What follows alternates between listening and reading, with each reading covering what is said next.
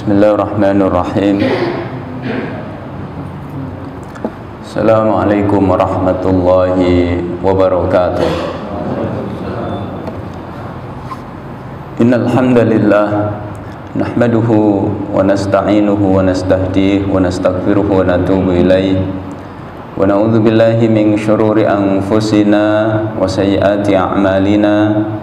May yahdihillahu fala mudilla lahu wa may yudlilhu fala hadiyalah. Asyhadu an la ilaha illallah wahdahu la syarika lah wa asyhadu anna Muhammadan abduhu wa rasuluhu la nabiyya ba'dah, amma ba'd. Faqala Allahu azza wa jalla fi kitabihil karim, a'udzu billahi minasyaitonir rajim. Innamal mu'minuna ikhwatun fa aslihu baina akhawaykum wattaqullaha la'allakum turhamun. Hadirin hadirat, Bapak Ibu jamaah salat subuh Masjid Al-Hidayah yang dimuliakan Allah Subhanahu wa taala.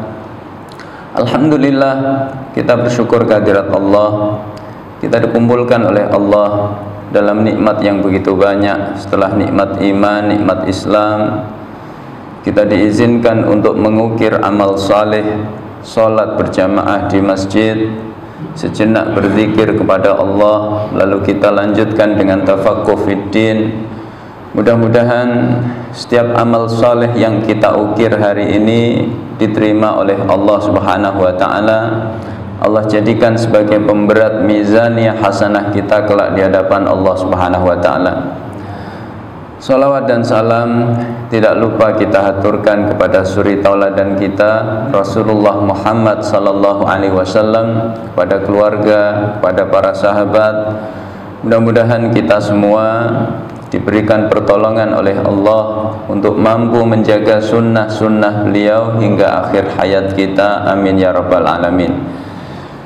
Jemaah dimuliakan oleh Allah, mari kita sejenak berinteraksi dengan hadis Rasulullah SAW yang banyak ditulis oleh ulama-ulama kita dalam kitab-kitab mereka. Di antaranya ditulis oleh Al-Imam Muhyiddin Abu Zakaria Yahya bin Sharaf An-Nawawi Ad-Dimashqi Asy-Syafi'i dalam kitabnya Al-Arba'in An-Nawawiyah, yaitu hadis yang ke-13. An Abi Hamzah Anas ibn Malik radhiyallahu anhu, khadimi Rasulillah sallallahu alaihi wasallam, anin Nabi sallallahu alaihi wasallam qala, la yu'minu ahadukum hatta yuhibba li akhihi ma yuhibbu li nafsihi. Rawahul Bukhari wa Muslim.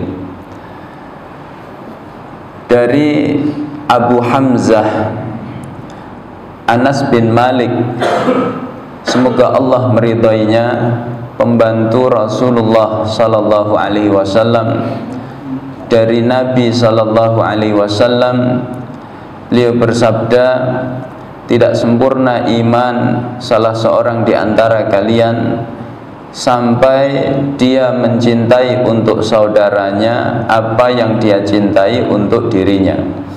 Hadis ini diriwayatkan oleh Imam Bukhari dan Imam Muslim. Jemaah dimuliakan oleh Allah, mari kita berinteraksi dengan hadis ini dari awal hingga akhir, karena dalam interaksi kita terhadap hadis Nabi terdapat keberkahan yang besar. Nabi mendoakan siapapun umatnya yang berinteraksi dengan hadis-hadisnya. Kata beliau, naddarallahu mra'an sami'a maqalati fawa'aha kama sami'aha wa hafizaha wa ballaghaha. Semoga Allah mencerahkan wajah orang-orang yang mendengarkan hadis-hadisku, lalu dia mengamalkannya sebagaimana dia mendengarkannya, lalu dia menghafalnya, lalu dia mengajarkannya. Mudah-mudahan kita semua yang hadir termasuk salah satu dari 4 kriteria yang didoakan oleh Rasulullah sallallahu alaihi wasallam. Jemaah dimuliakan oleh Allah, pertama, sanad hadis ini berasal dari Anas bin Malik. Beliau memiliki nama kunyah Abu Hamzah. Beliau adalah pembantu Rasulullah sallallahu alaihi wasallam. Ketika Rasulullah sallallahu alaihi wasallam berhijrah ke Madinah, maka setiap keluarga di Madinah menyiapkan hadiah terbaik untuk Rasulullah sallallahu alaihi wasallam. Saking besarnya rasa cinta mereka terhadap Nabi. Tetapi ibunya Anas, yaitu Ummu Sulaim, ini dari keluarga yang miskin, tidak memiliki sesuatu yang istimewa untuk dihadiahkan. Maka beliau datang menghadap Rasulullah. Beliau mengatakan, "Ya Rasulullah, hadza Unais ibni katibun labibun yakhdumuka fad'u lahu." Ya Rasul, ini putraku Unais. Ya, Unais itu bentuk tasghir dari kata Anas, artinya Anas kecil. Karena saat itu umur Anas baru 10 tahun. Dia penulis yang hebat, dia akan membantumu ya Rasulullah. Maka doakan kebaikan untuknya. Ya, maka menarik, Rasulullah mendoakan 4 kebaikan untuk Anas. Kata beliau, Allahumma aktsir malahu wa waladahu wa atil umrahu wa ghfir dzambahu. Ya Allah, perbanyak hartanya, anaknya, panjangkan umurnya, ampuni dosanya. Maka Anas tumbuh persis seperti doa Rasulullah sallallahu alaihi wasallam. Anas dikaruniai harta yang banyak oleh Allah, dikaruniai keturunan yang banyak oleh Allah. Anak cucunya Anas itu lebih dari 100 orang. Kalau ada keluarga di Villa Nusa Indah ini, anak cucunya lebih 100 orang. Itu keluarga besar atau besar lah, ya. Begitu mustajabnya doa Rasulullah sallallahu alaihi wasallam. Kemudian Anas juga dikaruniai umur yang panjang. Umurnya itu mencapai 100 tahun. Umur yang panjang untuk umat Rasulullah sallallahu alaihi wasallam. Karena Rasulullah mengatakan dalam hadisnya, umru ummati ma baina sittin wa sab'in. Umur umatku itu antara 60-70. Jadi kalau ada umat Nabi punya umur hingga 100, maka ini usia yang panjang. Jadi begitu mustajabnya doa Rasulullah. Maka kalau kita dijanjikan ada amal soleh tertentu, dijamin doa Rasulullah SAW, maka bersungguh-sungguhlah menjaga amal soleh itu, karena doa Nabi adalah doa yang mustajab. Kemudian jamaah dimuliakan oleh Allah, karena Anas ini menjadi pembantu Rasulullah dalam waktu yang cukup lama, 10 tahun beliau mendampingi Nabi, maka beliau termasuk ulamanya para sahabat. Beliau banyak meriwayatkan hadis-hadis dari Rasulullah SAW. Ada sekitar 2282 hadis itu diriwayatkan Anas dari Rasulullah SAW. Dan menarik, dari sekian banyak hadis yang diriwayatkan oleh Anas, ada satu hadis yang paling membuat hati Anas bergembira. dan sahabat-sahabat pun bergembira, yaitu hadis ketika ada orang menghadap Nabi bertanya tentang kiamat. Ya Rasulullah, matas sa'ah? Ya Rasul, kiamat itu kapan? Maka Rasulullah balik bertanya, wa madza a'datta li ajliha? Apa persiapanmu untuk menghadapinya? Kiamat kapan? Ini urusannya Allah, pasti terjadi. Yang tahu ilmunya hanyalah Allah. Tugas kita menyiapkan bekal terbaik untuk menghadapinya. Maka sahabat itu menjawab dengan penuh tawadhu, la syai' ya Rasulullah, tidak ada ya Rasul, illa anni uhibbullaha wa rasulah, hanya saja aku mencintai Allah dan Rasulnya. Maka Rasulullah mengatakan sebuah hadis yang singkat yang membuat hati Anas begitu bergembira. Sahabat-sahabat yang mendengar semuanya bergembira. Kata Nabi, anta ma'aman ahbabta, kamu kelak dikumpulkan oleh Allah di hari kiamat itu bersama orang yang kamu cintai. Apa kata Anas?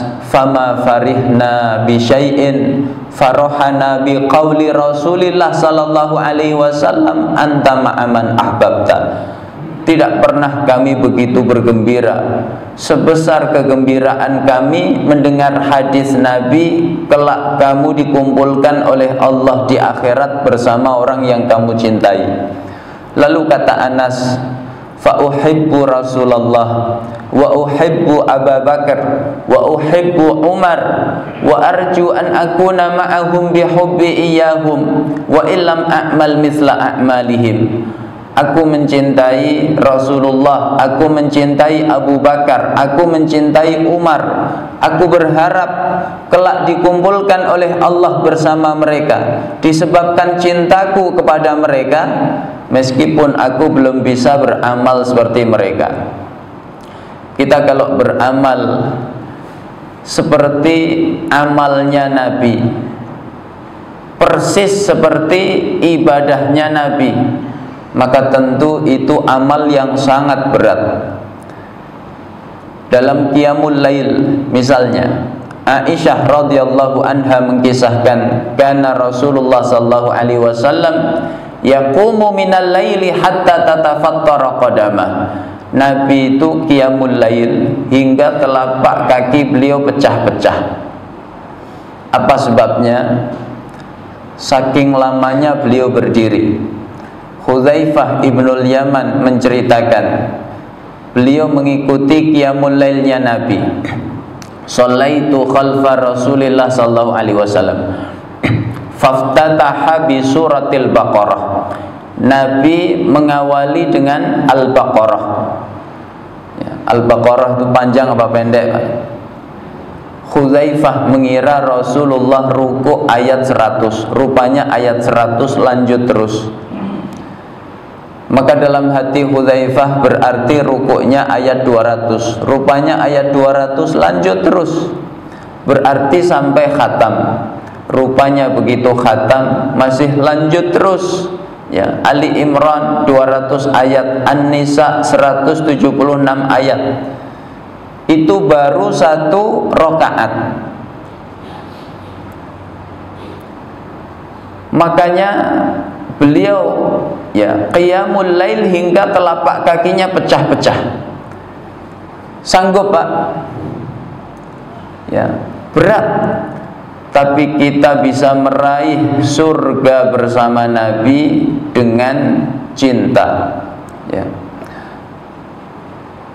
Maka jamaah yang dimuliakan oleh Allah, dalam satu kesempatan datang seorang sahabat, nampak kesedihan di wajahnya, menghadap kepada Nabi. Rasulullah bertanya, mali ra'aituka mahzunan, mengapa kulihat wajahmu kok sedih? Maka dia mengatakan, ya Rasulullah, aku ya di dunia bisa bermajelis denganmu, bisa memandang wajahmu, bisa bertemu denganmu, tapi nanti di hari kiamat pasti Allah membangkitkanmu bersama manusia-manusia yang mulia, bersama para nabi.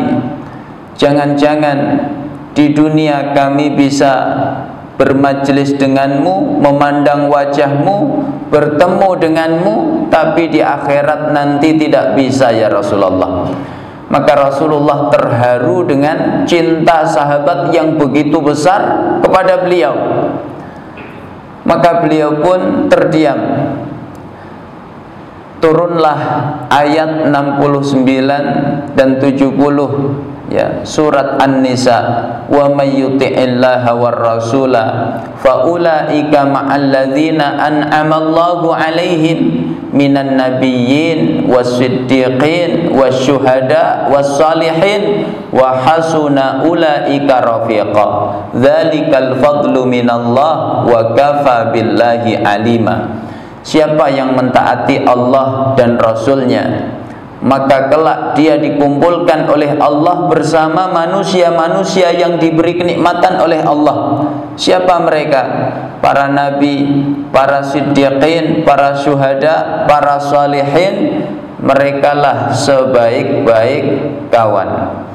Maka ini pentingnya cinta. Maka mudah-mudahan majelis kita subuh kali ini dengan berinteraksi terhadap hadis Nabi tidak lain tidak bukan adalah karena kecintaan kita terhadap Rasulullah SAW, sehingga kita kelak dikumpulkan oleh Allah bersama beliau di surga. Jemaah dimuliakan oleh Allah, setelah kita berinteraksi dengan sanad hadis ini, berikutnya mari kita berinteraksi dengan matannya, ya, isinya. Hadis ini isinya singkat, tapi maknanya padat. Maka ini disebut jawami'ul kalim, kalimat yang singkat tetapi mengandung makna yang padat. Dan ini salah satu mukjizat Rasulullah SAW. Kata beliau, wa utitu jawami'al kalim, aku dikaruniai oleh Allah jawami'ul kalim, kalimat-kalimat yang singkat yang mengandung makna yang padat. Dan ini kita banyak menjumpainya pada kitab Al-Arba'in An-Nawawiyah. Kata Nabi, la yu'minu ahadukum hatta yuhibba li akhihi ma yuhibbu li nafsi. Kata la yu'minu, makna asalnya adalah tidak beriman. Karena la faidahnya lin nafyi, untuk menafikan. Jadi Nabi menafikan keimanan, ya, ini makna asalnya. Tetapi ulama-ulama hadis memaknainya la yatimmu imanu ahadikum, tidak sempurna iman salah seorang di antara kalian. Jadi yang dinafikan bukan imannya, tapi kamalul iman, kesempurnaan imannya. Apa sebabnya? Karena dalam hadis ini tidak ada satupun pembatal keimanan. Maka berarti yang dimaksud adalah, ya, kesempurnaannya. Yang dinafikan dalam hadis ini adalah kesempurnaannya. Ini sama seperti ayat Allah di dalam Al-Quran, yaitu surat Al-Hujurat ayat yang ke-14. Qalatil a'rabu amanna qul lam tu'minu walakin qulu aslamna walamma yadkhulil imanu fi qulubikum. Orang-orang Arab Badui mengatakan kami beriman. Maka kata Allah, katakan wahai Muhammad, kalian belum sempurna imannya. yang betul kalian katakan kami berislam, sempurna masuk ke dalam hati kalian. Ya. Jadi yang dinafikan hanya kesempurnaannya. Maka makna hadis tadi, tidak sempurna iman salah satu di antara kalian sampai dia mencintai untuk saudaranya apa yang dia cintai untuk dirinya. Seandainya kita bertamu lalu dimuliakan oleh sahibul bait, disuguhi hidangan yang lezat, makanan, minuman, buah-buahan, kira-kira kita senang atau tidak, Pak? Senang. Maka lakukan hal yang sama ketika ada tamu di rumah kita. Ini makna hatta yuhibba li akhihi ma yuhibbu li nafsihi, sampai dia mencintai untuk saudaranya apa yang dia cintai untuk dirinya. Kalau kita tarik ke konteks yang lebih luas, seandainya, semoga Allah tidak menakdirkan, negeri kita dijajah oleh bangsa kafir, di blokade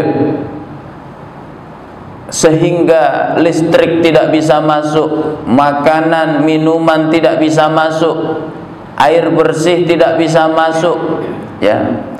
Lalu ada saudara kita dari negeri yang lain membantu kita, menghimpun dana, mengirimkan makanan, minuman, pakaian, obat-obatan, ya, tenda, selimut dan lain sebagainya, air bersih. Kira-kira kita senang atau tidak? Kita berterima kasih atau tidak? Maka lakukan hal yang sama untuk membantu saudara-saudara kita di Palestina. Ini makna la yu'minu ahadukum hatta yuhibba li akhihi ma yuhibbu li nafsihi. Maka jemaah yang dimuliakan oleh Allah, dari hadis yang singkat ini, yang kalau ditulis hanya satu baris, ya, kalau dihafal 5 menit selesai, maka santri dulu ketika sampai pada bab ini hatinya tenang. Apa sebabnya, Pak? Berarti setorannya sedikit, ya. Tapi Bapak Ibu tenang, nggak usah khawatir, ya. Nggak saya suruh setoran maju ke depan satu-satu, ya. Jadi kalau disuruh setoran, pekan berikutnya taubat nasuha semuanya. Jemaah dimuliakan oleh Allah, apa pelajaran-pelajaran penting dari hadis ini? Pertama, hadis ini isyarat bahwa al-iman yazidu wa yanqus. Iman itu bertambah dan berkurang. Yazidu bit ta'ah wa yanqusu bil maksiyah. Bertambah seiring ketaatan kita kepada Allah. Saat kita sholat berjamaah, berzikir kepada Allah, duduk sejenak di majelis ilmu, bertambah iman kita. Maka sahabat dulu ketika ketemu satu dengan yang lain, maka mereka mengajak untuk menambah keimanan. Kata Mu'adz bin Jabal, ijlis bina nu'min sa'ah, ayo duduk sejenak bersamaku, kita tambah iman kita. Jadi iman bisa bertambah, tapi dia juga bisa berkurang. Berkurang seiring maksiat-maksiat kita kepada Allah. Apakah maksiat melalui mata, telinga, lisan, tangan, ataupun kaki? Maka jemaah yang dimuliakan oleh Allah, Rasulullah dalam hadisnya yang lain mengatakan, la yazni zani hina yazni wa huwa mu'min, wa la yasriqu sariqu hina yasriqu wa huwa mu'min, wa la yashrabul khamra hina yashrabuha wa huwa mu'min. Tidaklah seorang pezina ketika dia berzina dalam keadaan mukmin. Tidaklah pencuri ketika mencuri dalam keadaan mukmin. Tidaklah peminum khamr ketika dia meminumnya dalam keadaan mukmin. Artinya berkurang kesempurnaan iman mereka. Dan betapa mengerikannya jika diwafatkan oleh Allah belum sempat bertaubat, maka dia menghadap Allah dalam keadaan imannya tidak sempurna. Maka pernah saya kisahkan, ya, bagaimana Imam Al-Ghazali, ya, dalam kitabnya Ihya Ulumuddin menyampaikan riwayat tentang ahli ibadah yang beribadah kepada Allah 60 tahun lamanya. Dia puasa sunnah di siang harinya, qiyamul lail di malam harinya. Tapi satu ketika dia terjatuh dalam sebuah dosa besar, yaitu zina. Maka ditimbang amal kebaikannya, ibadahnya yang 60 tahun, puasa sunnahnya, qiyamul lailnya, diletakkan di satu timbangan. Dosa zina diletakkan di timbangan sebelahnya. Rupanya ibadahnya 60 tahun itu kalah oleh dosa zina. Ini bahayanya maksiat terhadap amal-amal soleh kita, ya. Ini pelajaran pertama. Pelajaran kedua, inti dari hadis ini yaitu tentang ahamiyatul ukhuwah al-imaniyah, urgensi daripada persaudaraan iman. Dan ini adalah tema besar dari hadis tadi, yaitu tentang persaudaraan iman. Apa urgensi dari persaudaraan iman? Pertama, annaha dalilu kamalil iman. Persaudaraan iman itu tanda sempurnanya iman di hati kita. Iman itu memiliki tanda. Di antara tanda kesempurnaannya, ketika kita bisa berukhuwah dengan baik terhadap seluruh saudara kita kaum muslimin, apapun ormasnya, partainya, sukunya, bahasanya, negaranya, bangsanya, ya, mazhabnya, kita bersaudara dengan baik terhadap mereka, itulah tanda sempurnanya iman di hati kita. Makanya dalam ayat yang saya baca di muqaddimah tadi, surat Al-Hujurat ayat yang ke-10, innamal mu'minuna ikhwatun fa aslihu baina akhwaikum wattaqullaha la'allakum turhamun. Sesungguhnya hanyalah orang yang beriman itu bersaudara. Ayat ini didahului dengan kata innama yang merupakan adatul hasr. Faidahnya litakhsis, untuk mengkhususkan. Jadi hanyalah orang yang beriman itu bersaudara.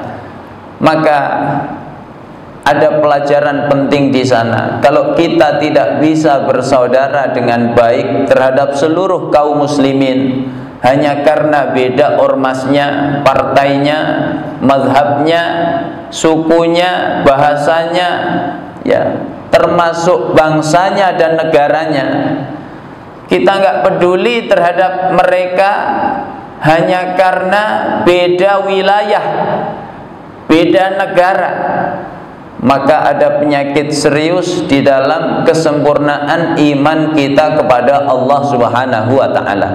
Ini urgensi dari persaudaraan iman yang pertama. Kedua, jamaah yang dimuliakan oleh Allah, persaudaraan iman ini adalah sababul quwwah, sebab kekuatan kaum muslimin. Kekuatan kaum muslimin itu kuncinya pada persaudaraan. Maka menarik, setelah Rasulullah berhijrah ke Madinah, maka fase pertama yang beliau lakukan adalah binaul masajid, membangun masjid-masjid. Setelah membangun Masjid Quba, membangun Masjid Nabawi, maka setelah itu adalah fase at-ta'akhi bainal muhajirin wal ansar, mempersaudarakan antara kaum muhajirin dengan kaum ansar. Maka terukir kisah persaudaraan yang sangat indah, bagaimana Sa'ad ibnu Rabi', salah satu konglomeratnya Ansar, dipersaudarakan dengan Abdurrahman bin Auf. Saat itu Abdurrahman masih miskin karena hijrah dari Makkah ke Madinah, hartanya ditinggal di Makkah. Maka lihat, Sa'ad bin Rabi' menawarkan semua miliknya, beliau kumpulkan hartanya, lalu dibagi dua. Wahai saudaraku Abdurrahman, ini hartaku, kita bagi dua, setengah untukmu, setengah untukku. Aku punya 2 kebun, silahkan yang satu kamu garap, ya, silahkan yang satu untuk kamu saja. Aku punya 2 istri, mana yang kamu suka nanti aku cerai, kalau sudah habis masa iddahnya silahkan kamu nikahi. Kalau punya kawan seperti ini, kita bilang alhamdulillah atau astagfirullah, Pak. Ini terjadi sebelum turun ayat hijab, ya. Jadi jangan nanti keluar dari majelis ini saling memamerkan istrinya. Ya, ini terjadi sebelum turun ayat hijab. Begitu ayat hijab sudah turun, tidak boleh laki-laki melihat wanita yang tidak halal baginya, begitu pula sebaliknya. Maka jamaah dimuliakan oleh Allah, ya, lihat persaudaraan antara kaum muhajirin dengan kaum ansar. Bahkan mereka hari itu saling mewarisi satu sama lain. Jadi kalau ada orang muhajirin wafat, maka yang ansar, ya, dapat warisan. Begitu pula sebaliknya, sampai turun ayat wa ulul arhami ba'duhum aula bi ba'din. Saudara, ya, yang punya hubungan kekerabatan itu lebih berhak dibanding yang lainnya. Maka barulah persaudaraan angkat ini tidak saling mewarisi. Maka dengan ukhuwah yang begitu kokoh, kaum muslimin semakin kuat. Tidak butuh waktu lama, mereka terusir dari Makkah dalam keadaan lemah, tapi hanya kurang dari 2 tahun, tepatnya pada perang Badar, kaum muslimin diberi kemenangan oleh Allah Subhanahu wa taala. Maka sejak hari itu kekuatan kaum muslimin diperhitungkan oleh musuh-musuhnya. Makanya inilah rahasianya mengapa di fase Madinah muncul orang munafik, ya, tepatnya setelah fase Badar, karena kekuatan kaum muslimin mulai diperhitungkan, ya. Bahkan di zaman Umar, 2 imperium besar hari itu, Romawi di barat, Persia di timur, itu tunduk di bawah kaum muslimin, ya. Ini kedua. Ketiga, jamaah dimuliakan oleh Allah, ukhuwah imaniyah ini lebih kokoh dibanding sekedar hubungan darah. Sejarah membuktikan itu, ya. Pertama, perang Badar yang terjadi di tahun kedua Hijriyah di bulan Ramadan menjadi saksi betapa persaudaraan iman lebih kokoh dibanding sekedar hubungan darah.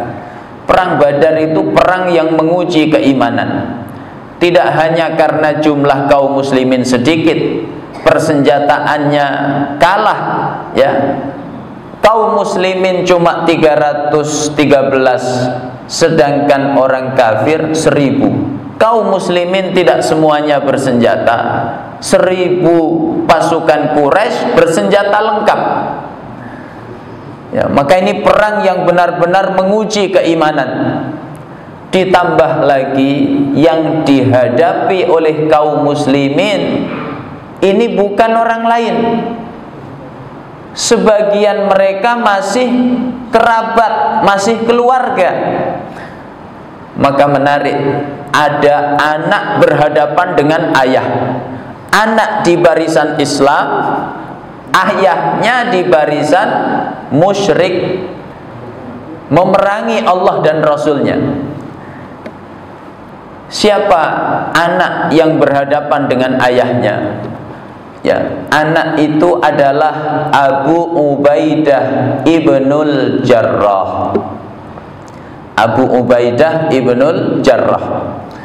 Dialah orang yang imannya itu dipuji langsung oleh Allah dengan turunnya ayat terakhir surat Al-Mujadilah, yaitu ayat 22. La tajidu qauman yu'minuna billahi wal yaumil akhir yuwadduna man haddallaha wa rasulah walau kanu aba'ahum aw abna'ahum aw ikhwanahum aw ashiratahum ulaika kataba fi qulubihimul iman wa ayyadahum biruhim min. Kamu tidak akan mendapati satu kaum beriman kepada Allah dan hari kiamat, saling mencintai terhadap orang-orang yang menentang Allah dan Rasulnya. Mereka itulah orang-orang yang Allah tanamkan iman di hati mereka, lalu Allah teguhkan iman itu dengan pertolongannya. Ayat ini turun berkenaan dengan Abu Ubaidah ibnul Jarrah. Dalam perang Badar, dia berhadapan langsung dengan ayahnya. Maka sang ayah terbunuh di tangan anaknya. Turunlah ayat itu memuji keimanan Abu Ubaidah ibnul Jarrah. Maka Rasulullah pun memuji Abu Ubaidah. Likulli ummatin aminun wa aminu hadhil ummah Abu Ubaidah ibnul Jarrah.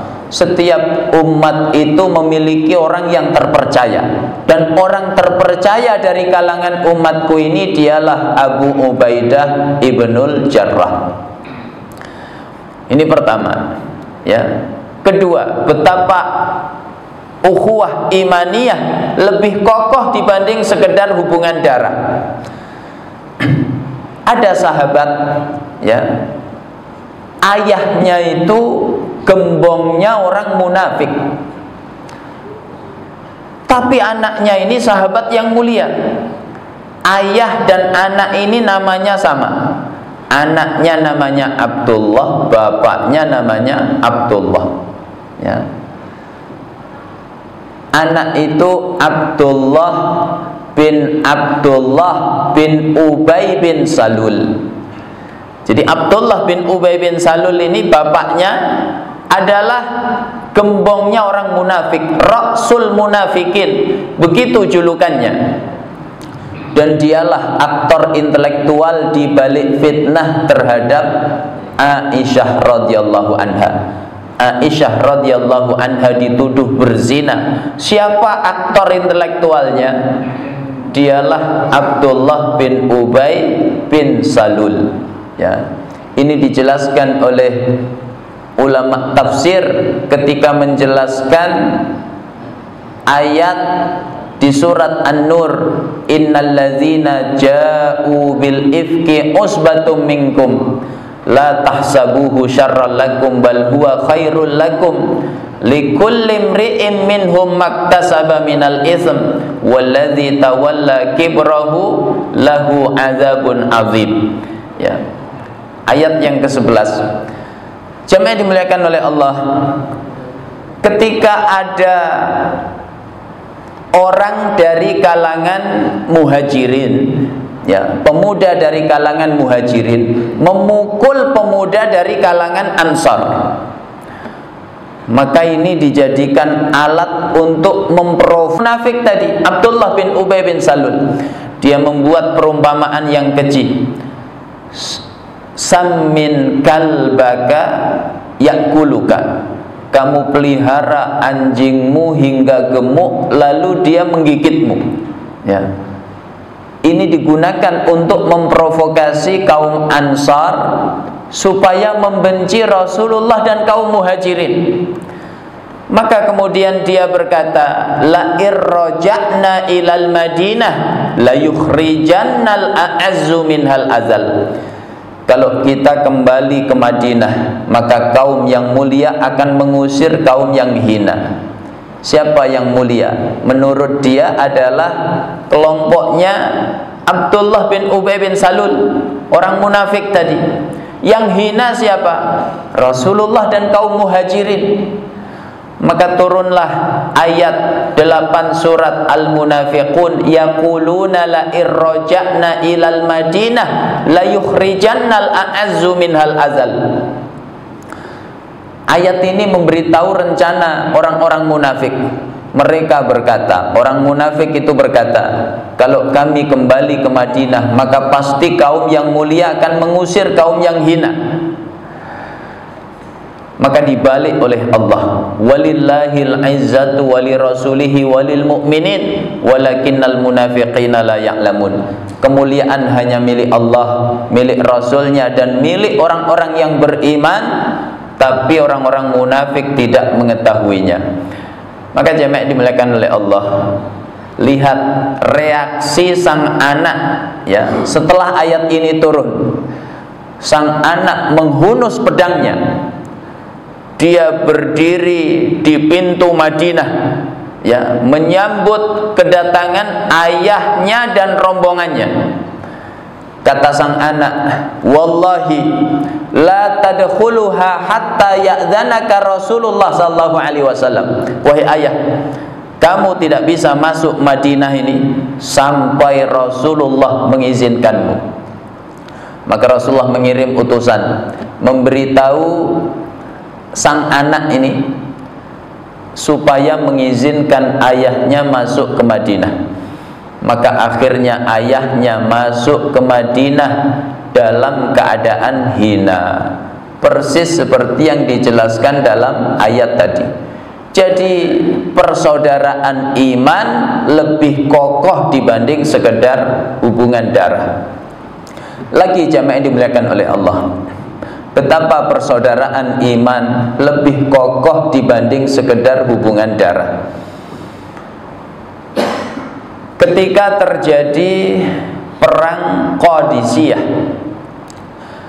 perang antara kaum muslimin melawan Persia, ya, di zaman Umar bin Khattab radhiyallahu anhu. Setelah perang ini selesai, berakhir dengan kemenangan kaum muslimin atas Persia. Maka ada sepupu mencari saudara sepupunya, ya, anak pamannya. Maka akhirnya ketemu. Dia masih hidup tapi kritis, ya, kehausan. Maka dia bawakan, ya, sebotol air, diberikan kepadanya. Ketika dia hendak meminumnya, terdengar rintihan dari saudara muslim lainnya yang tidak jauh darinya. Maka dia pun tidak jadi meminum air itu, padahal dia kehausan. Dia berkata, berikan ini kepada saudaraku, dia lebih membutuhkan. Lalu diberikan kepada yang kedua. Begitu yang kedua ini hendak minum, terdengar rintihan dari saudara muslim lainnya yang tidak jauh darinya. Maka dia pun gak jadi meminumnya. Dia berkata, berikan saja kepada saudaraku itu, dia lebih membutuhkan. Maka diberikan kepada yang ketiga. Yang ketiga hendak minum, gak tega. Dilihat saudaranya yang pertama kritis membutuhkan air minum. Maka yang ketiga pun berkata, berikan saja kepada saudaraku itu, dia lebih membutuhkan. Maka ketika hendak diberikan kepada yang pertama, sepupunya tadi, rupanya dia sudah syahid. Diberikan kepada yang kedua pun sudah syahid. Lalu hendak diberikan yang ketiga pun syahid.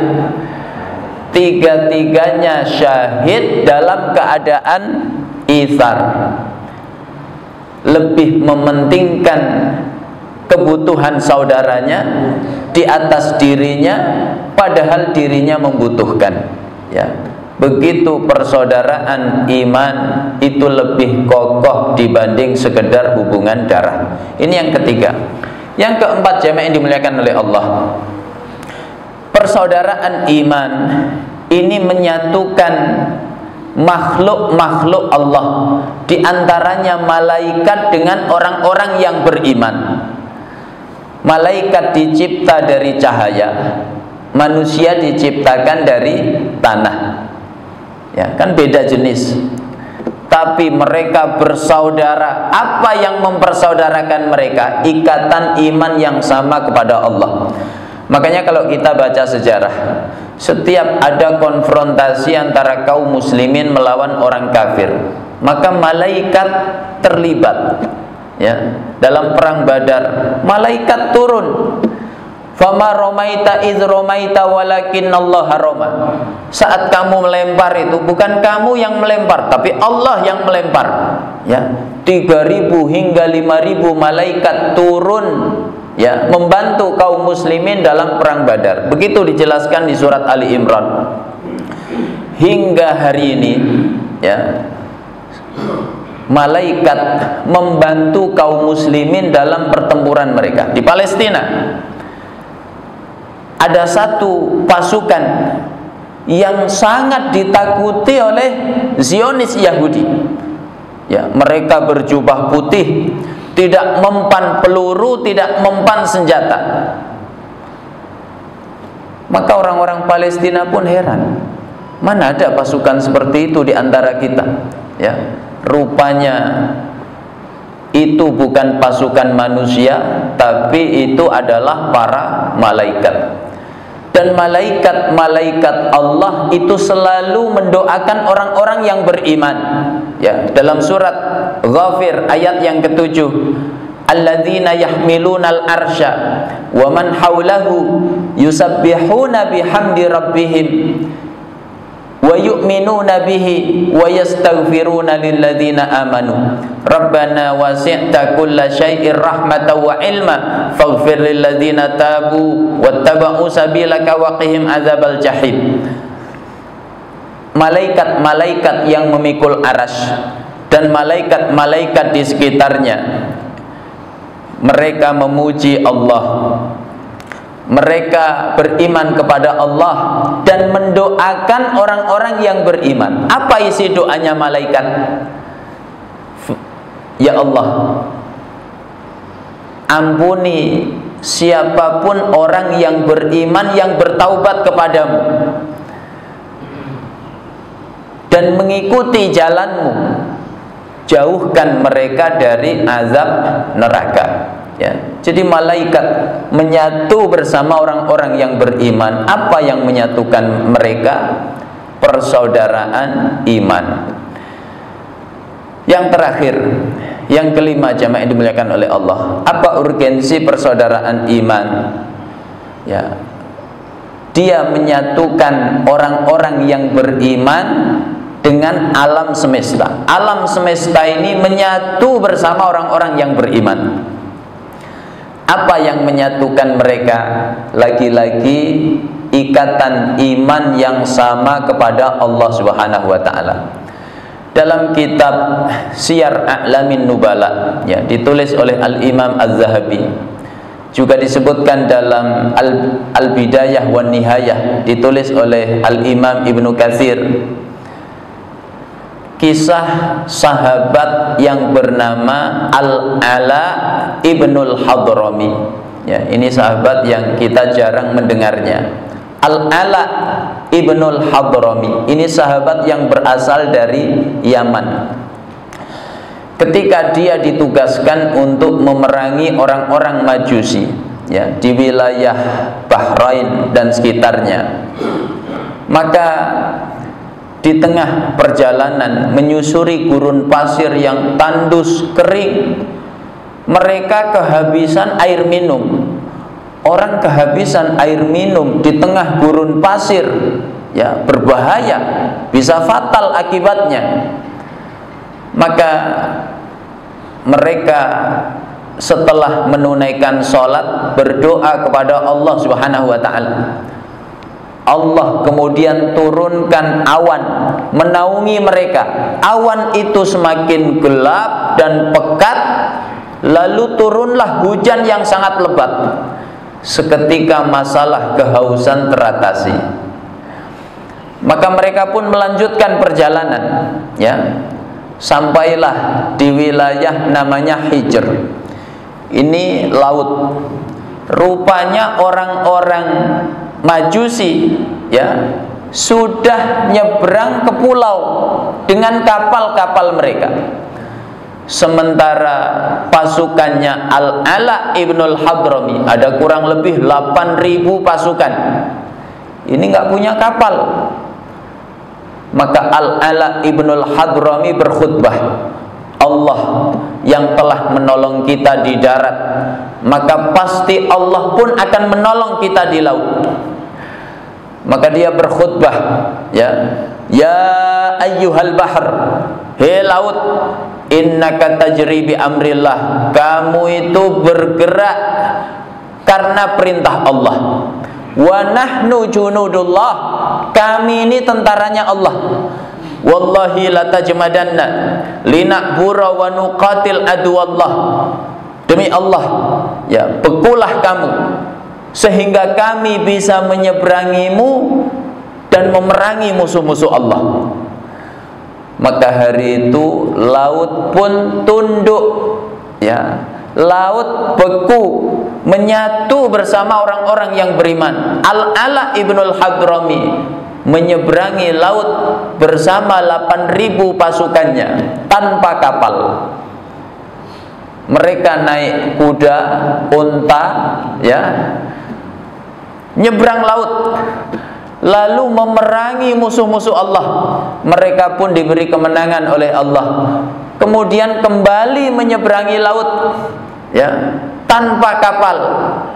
Begitu laut menyatu bersama orang-orang yang beriman. Apa yang menyatukannya? Ikatan iman kepada Allah Subhanahu wa ta'ala. Lagi, ya, kalau tadi laut, sekarang hewan, ya. Ada sahabat, ya, namanya Najron. Ada yang mengatakan Qais. Dia dijuluki Safinah. Ya, Safinah itu kapal atau perahu. Mengapa dijuluki itu? Ketika Rasul safar bersama sahabat, sahabat ini banyak yang membawa bekal yang berat. Mereka keberatan. Maka Rasulullah perintahkan Qais atau Najron tadi untuk menggelar kainnya. Maka sahabat-sahabat meletakkan, ya, perbekalan mereka pada kain itu. Lalu Rasulullah perintahkan Najron atau Qais tadi untuk memikulnya. Ya, kata Nabi, kamu adalah safinah, kapal. Maka meskipun dia mengangkat beban yang berat, dia tidak merasakan berat sama sekali. Ya, begitu mustajabnya doa Nabi. Sejak hari itu, kata dia, andaikan mengangkat seekor unta, 2 ekor, 3 ekor, 4 ekor, 5 ekor, hingga 6 ekor bahkan, dia kuat, tidak merasakan berat sama sekali. Begitu berkahnya doa Nabi. Maka satu ketika Safinah ini bersama rombongannya ketemu singa. Manusia ketemu singa. Biasanya yang lari manusianya apa singanya, Pak? Ya. Kalau singa di Ragunan terlepas, lalu dia naik Grab, nyampe di Masjid Al-Hidayah, lagi ada kajian.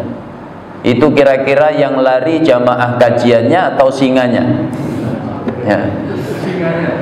Maka jamaah yang dimuliakan oleh Allah, Safinah ini dengan percaya diri, ya, dia berkata, ana Safinah khadimu Rasulillah, aku ini Safinah, pembantunya Rasulullah. Apa sebabnya?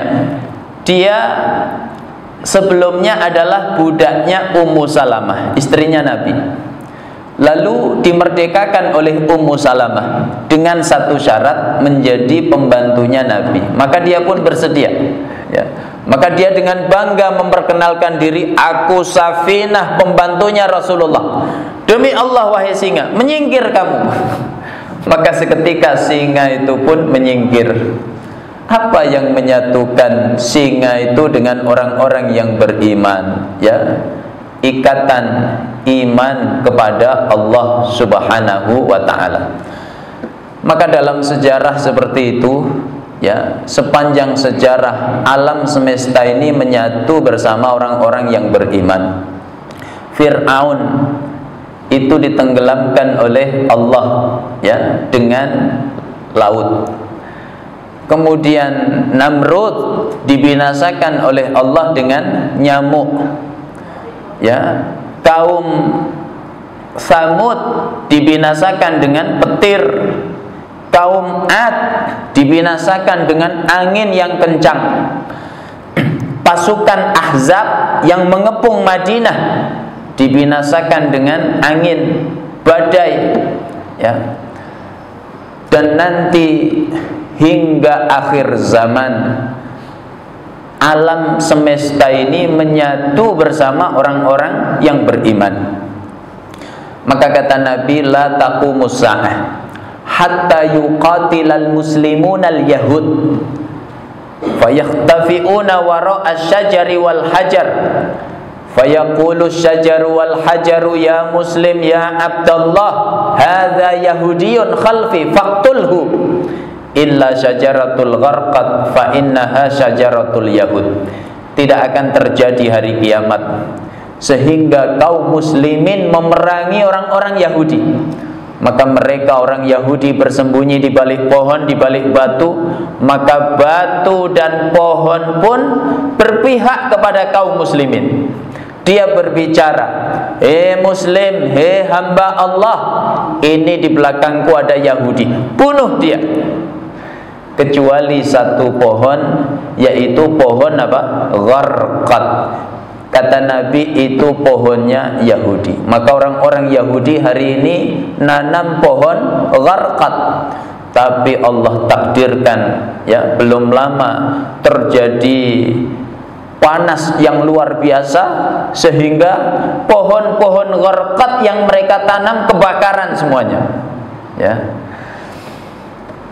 Begitu janji Allah dan Rasulnya, ya, pasti akan terjadi. Inilah jamaah yang dimuliakan oleh Allah, pelajaran, ya, dari hadis yang singkat tadi tapi maknanya padat. Hadis ini diriwayatkan oleh Imam Bukhari dan Imam Muslim. Mudah-mudahan menjadi renungan untuk saya pribadi dan kita semuanya. Kalau ada yang benar semata-mata dari Allah, kalau ada yang salah ini kekhilafan saya mohon maaf yang sebesar-besarnya. Aqulu qauli hadza wa sallallahu ala nabiyyina Muhammad wa ala alihi wa sahbihi wasallam wa subhanakallahumma bihamdik syadu an la ilaha illa anta astaghfiruka wa atubu ilaik. Assalamualaikum warahmatullahi wabarakatuh.